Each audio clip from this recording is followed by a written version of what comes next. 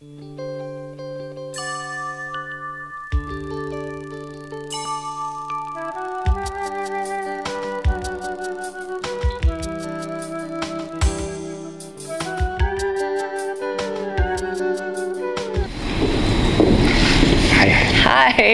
Welcome to Korea. Welcome to Korea. Let's take a seat. Okay.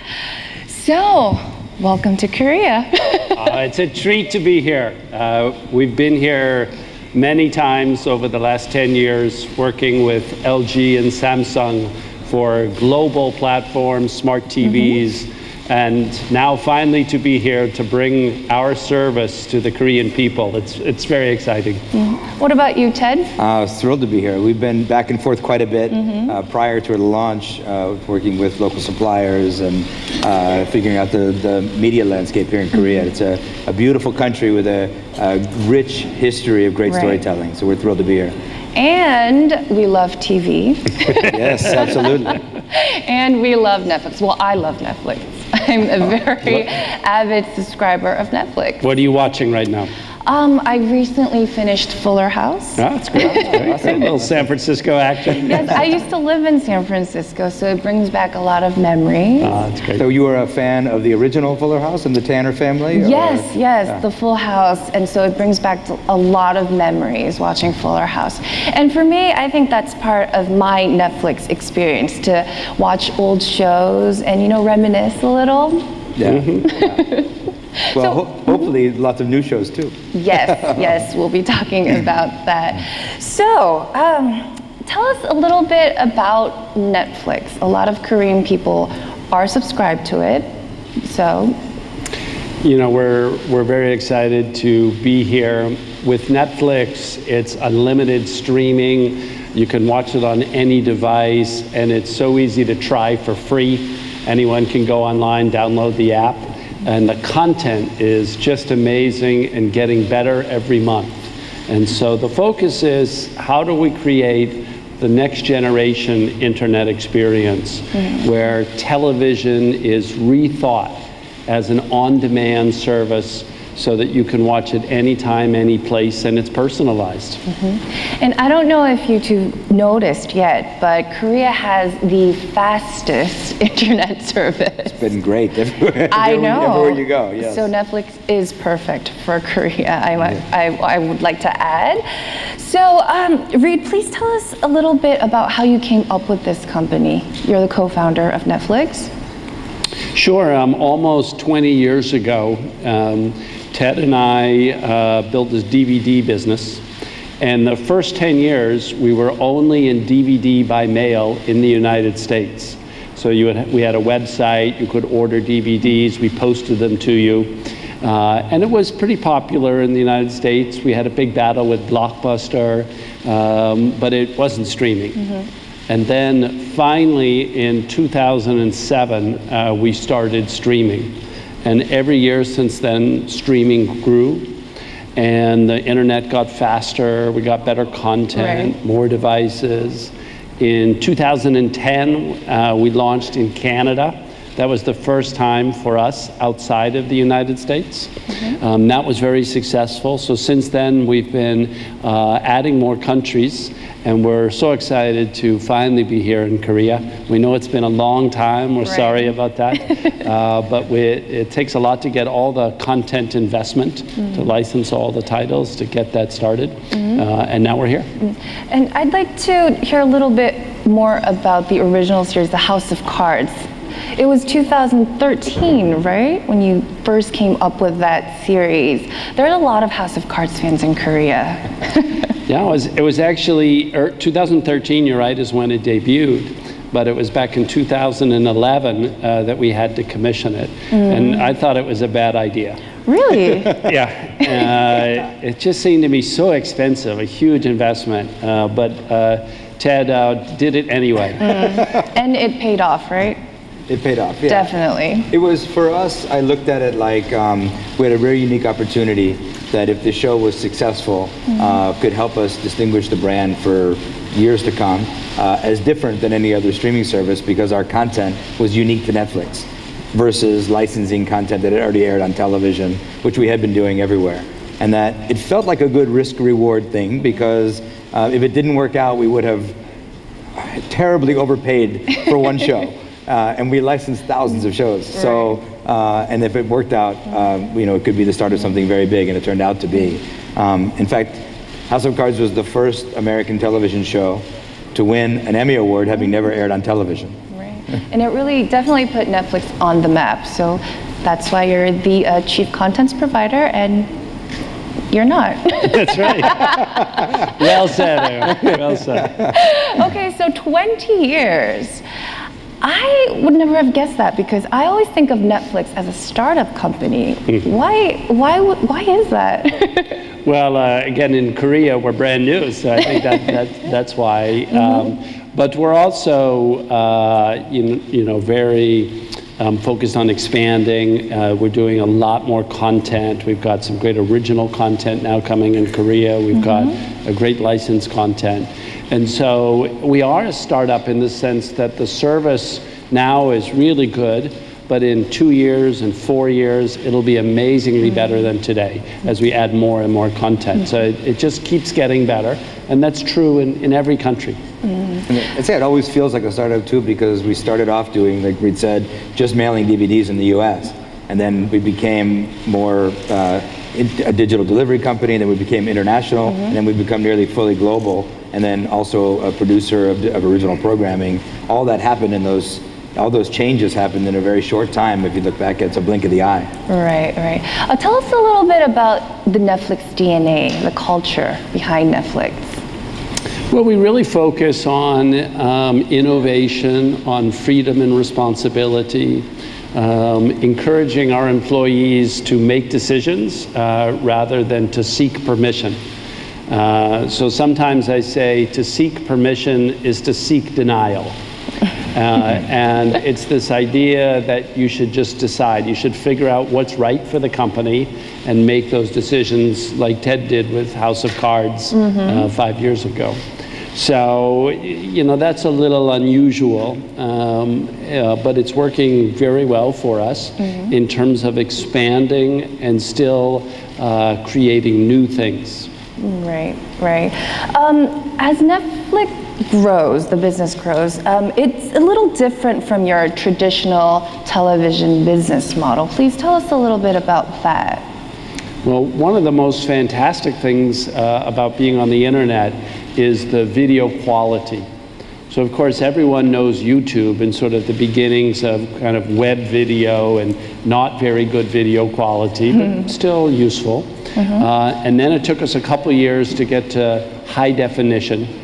But now the internet, and Netflix in particular, is the leading source in every country around the world of Ultra HD 4K video.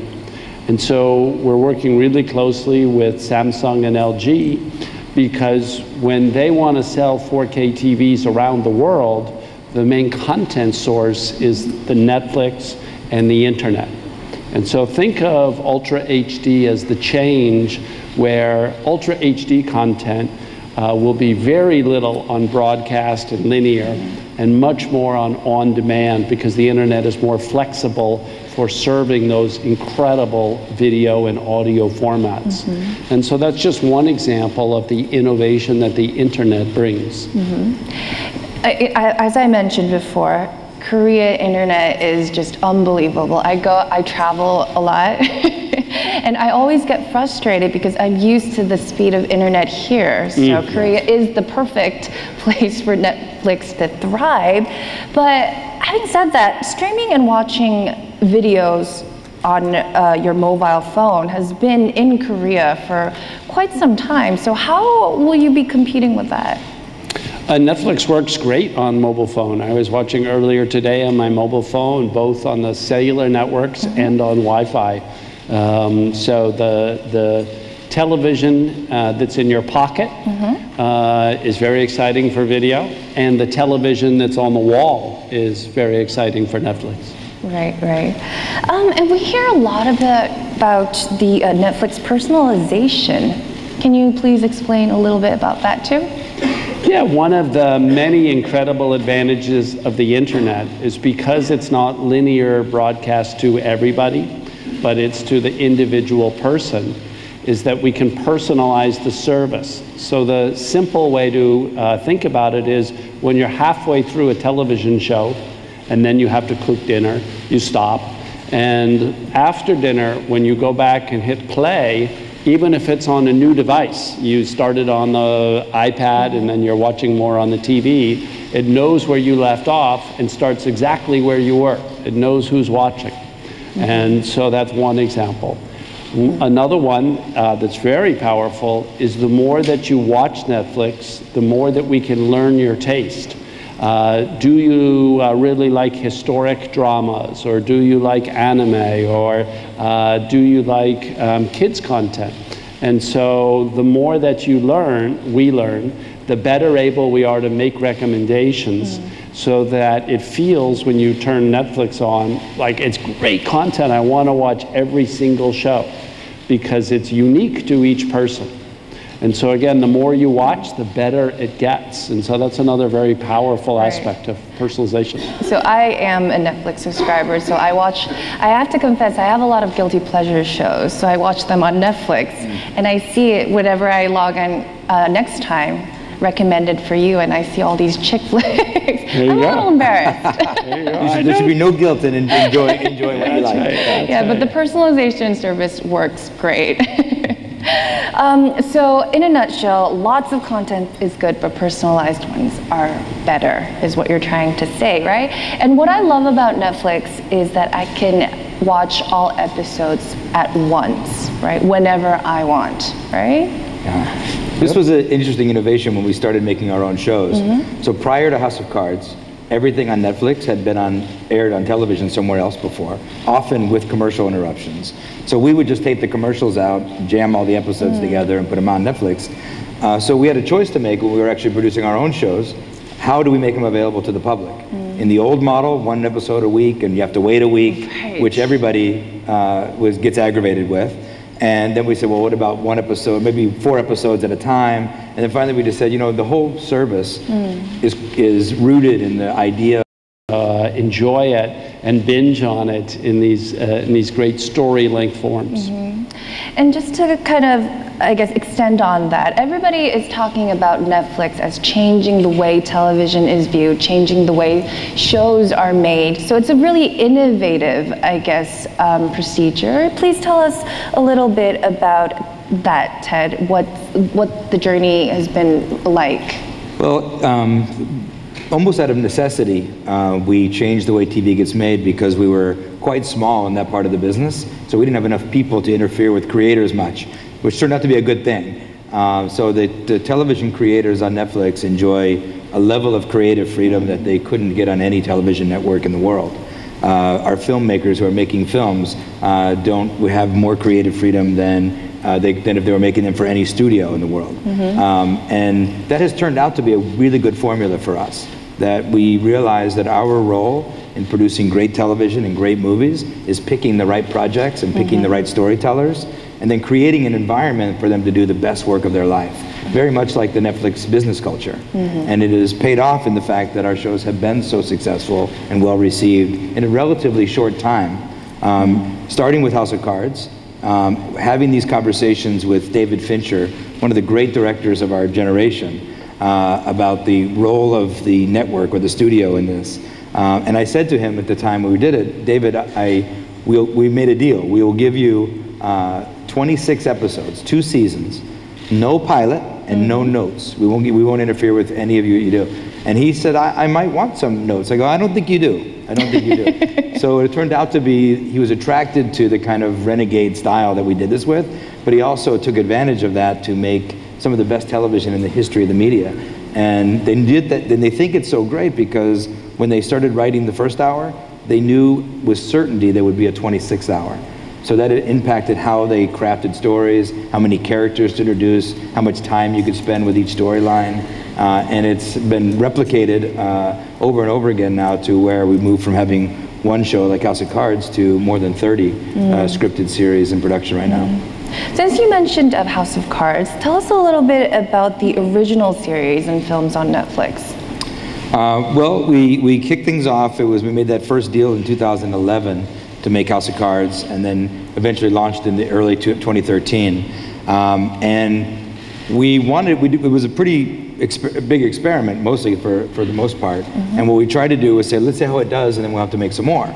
But then you figured out that there's such a long lead time from the time you make a deal to the time you get a show that we had to start making some other shows right away.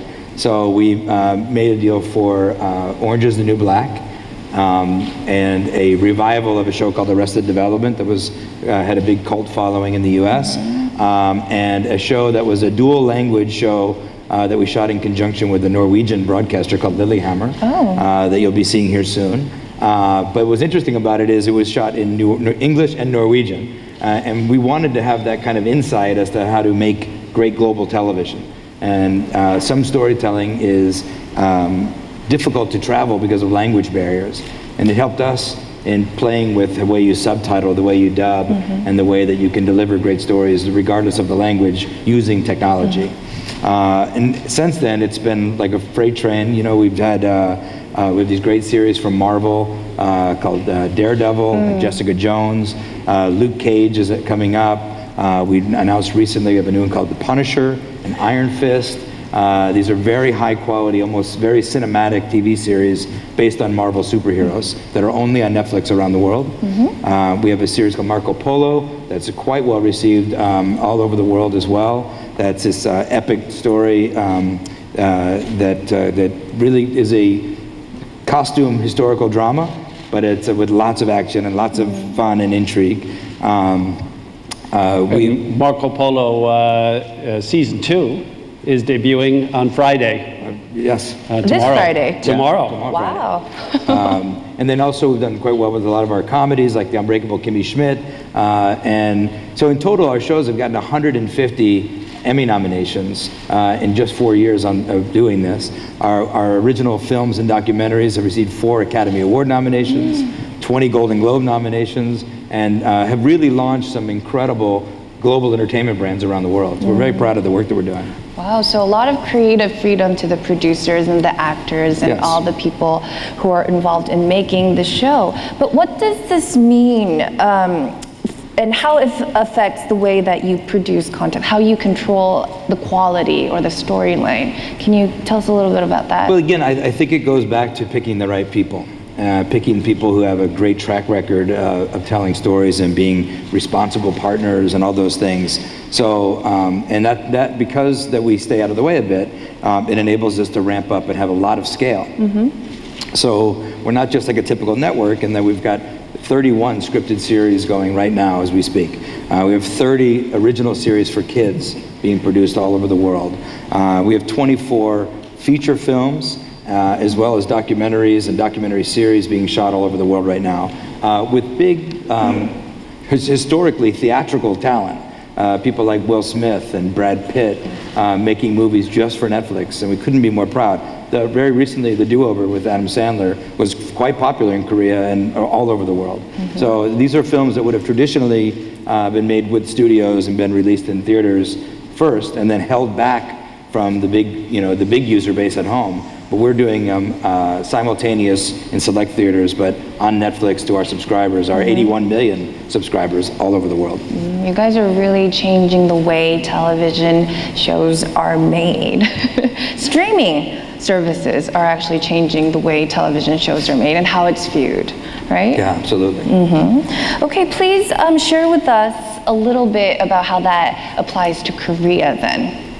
Well, we've the one thing that's really great about being able to produce our own programming and being in 190 countries is that you're exposed to the greatest storytellers in the world, wherever they are. And there's been a long tradition of Hollywood movies and television shows being exported around the world, but we're trying to do something quite different, which is export content from around the world to the rest of the world. No matter where it's created, what language it's in, that we can deliver a big audience around the world for that show.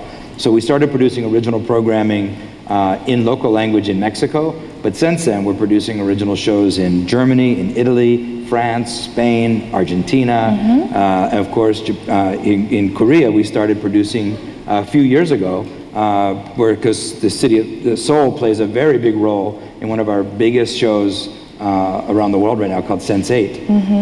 And I'm very pleased to tell you that in a few months we'll be back to start filming season 2 of Sense8 here in Seoul. And that's Bae Doona is an incredible star who now is recognized around the world from the show. And so that was kind of our startup production here. We are also doing a very interesting show that will also be premiering here in Korea and all over the world called Drama World, which is a hybrid show about a K-drama fan who is magically transported inside of her favorite K-drama. And we are doing this show in partnership with Viki. We'll premiere the show here. You'll see your favorite K-drama stars and K-pop stars in every episode. It's in English and Korean. It's filmed here and in Los Angeles. So it's an interesting way that we can introduce new genres to fans who have not yet discovered how wonderful K-drama is. Completely on the other side, we're also producing a show called Beastmaster, which is a very large-scale competition show that will feature all Korean contestants, hosted by Seok Hyuk-sok and Park Kyung-lim, that we're shooting on this massive set in California right now, and it will premiere in Korea and around the world with this great Korean cast of announcers and contestants. So we're really thrilled with that. I don't know why I wasn't invited. I know, because you're so busy. You're too busy. I was booked. I was already booked. You were booked. And then our most ambitious Korean production is happening about 4 hours from here right now. And we're making a film called Okja with the great Korean director Bong Joon-ho. Director Bong Joon-ho. And we fell in love with him when we saw the movie Snowpiercer. Took a meeting because we thought maybe he would make another beautiful small film that could travel around the world. And instead we're making an enormous film with him that can travel around the world. Maybe one of the largest productions in Korean cinema right now. He was really wanted to be here today to say hello to everybody, but couldn't because they're deep in production. And the film will be coming out next year. And we couldn't be more pleased with what's happening. It's so exciting. And I think Director Bong is the next great director for the world. And we plan to make sure we make a lot of noise when we release Okja around the world next year. Like Ted said, Director Bong Joon-ho wanted so badly to be here with us, but he couldn't. So instead, he sent us a little video for us to watch. Let's watch. 안녕하세요. 영화감독 봉준호입니다. 저는 지금 강원도의 깊은 숲속에 와 있습니다. 신작 옥자라는 영화를 촬영 중이고요. 그 넷플릭스의 지원 속에서 되게 즐겁게 영화를 촬영하고 있습니다. 이 신작 옥자라는 영화는 한 특이한 동물과 소녀 간의 우정을 다룬 그런 영화인데요. 이번에 넷플릭스의 전 세계 8천만이 넘는 가입자들을 통해서 넷플릭스를 통해서 전 세계 관객들과 만나게 된 그런 점이 무척 기쁩니다. 그리고 오늘 넷플릭스 한국 코리아 미디어 데이를 축하드리고요. 내년도에 빨리 완성된 옥자와 함께 여러분들을 만나고 싶습니다. 감사드립니다. Yes, that was Director Bong Joon-ho. So as you can see, we're really investing in Korean production for Netflix around. And what's unique about it is it's going to be available to our viewers around the world. Right. So that's a competition show, a major feature film. We are actively seeking original K-drama and original scripted series to be shot in Korea, and we should be able to announce a few projects before the end of this year. So Okja is the first original Netflix series, first Korean Netflix series, right? Film, right. Correct. So that's interesting because Netflix is not only providing streaming services in Korea, but you're also investing in it. So I'd like to ask, how different do you think the first Netflix Korean original series will be from the local K-dramas?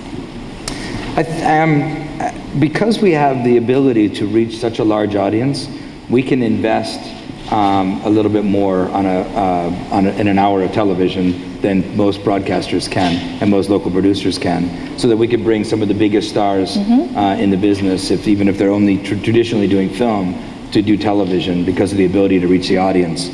We shoot all of our original programming in beautiful 4K, so it is of the highest quality. and as you buy your next smart TV and all your devices that can support 4K, nothing in the world looks better than Netflix original programming, including our original programming from Korea. Yeah, so 4K and HDR, you guys are producing in those very technologically advanced methods. I don't really know what that is, but I know that... It's beautiful on the screen. That's all you need to know. That's all I know. That's all you need to know. What's the philosophy behind that, and how are you investing in it, the 4K and the HDR? Well, the philosophy is to provide the best consumer experience possible, so that more people watch Netflix. And so we work early on in the production cycle with the cameras and the camera makers and the editing and the post-production, and then finally on the delivery and the decoding on the television to make sure, you know, it's a stellar picture. And we've been doing that for the last 2 years. So we're getting really good at it, and as more and more people buy smart TVs that are 4K and HDR enabled, then it takes up the picture quality, which, you know, really helps you be more like a movie theater where you're immersed in the experience. Right. Besides titles for adults, tell us a little bit about your family and kids programs. You guys have that too, right? Absolutely. We do. We're producing with some of the great creators around the world, shows that are innovative, beautifully produced, travel, shows like Larva, which are hugely popular for us all over. Larva? Larva, yeah. It's very popular. It is a remarkably popular brand all over the world. It's actually very popular in Korea too. Yeah. And I think so. And so we've got, as part of this trip, we're meeting one of our great animators who are making a show called Beat Bugs, which is an animated story of bugs, all set to the great music from the Beatles. You know, which obviously is huge around the world. Our children's programming last year was nominated for 31 Daytime Emmy Awards. 31 has been widely recognized as some of the best programming for children in the world. So we're really excited, and we have original series that are produced by DreamWorks, from Saban, from Hasbro, from all of the great and all the great animators around the world. So very excited. It's a very global initiative. Okay, thank you, and thank you for coming to Korea and providing all these services. Well, Absolutely. I'm very thankful for one. And more Fuller House coming. So oh, yes. I heard that season 2 is filming right now, It's filming right now. We're all getting ready for it. Excited. One of my guilty pleasures. Okay, I think we talked a lot about what Netflix is about and what content providing. So I think this leads to my last questions. We're very excited to have you guys here right now in Korea celebrating the Netflix Korean service. So can you tell us a little bit more about what you have in store for your fans this trip right now? Well, we're thrilled. Obviously, we're thrilled to be here to talk to you, everyone here, about what we're up to broadly. We were able to bring along a lot of our talent to be introduced to the Korean market. In some cases, quite well known in Korea already, like Bae Doonas, who from Sense8. Right next to her with Uzo Aduba, who has won 2 Emmy Awards and Golden Globe nominee and Screen Actors Guild winner for her role as Crazy Eyes on Orange Is the New Black. And Ruby Rose, who also is hugely popular all over the world from Orange Is the New Black. We have Soo Hyun here, who's also in. And so these shows all represent some of our talent that is some based in the US, but mostly huge global superstars enabled by this crazy digital platform that is now taken the golden age of television and made it worldwide. Okay, thank you, Ted. Thank you, Reed. Now I'd like to open up the floor for questions from our reporters.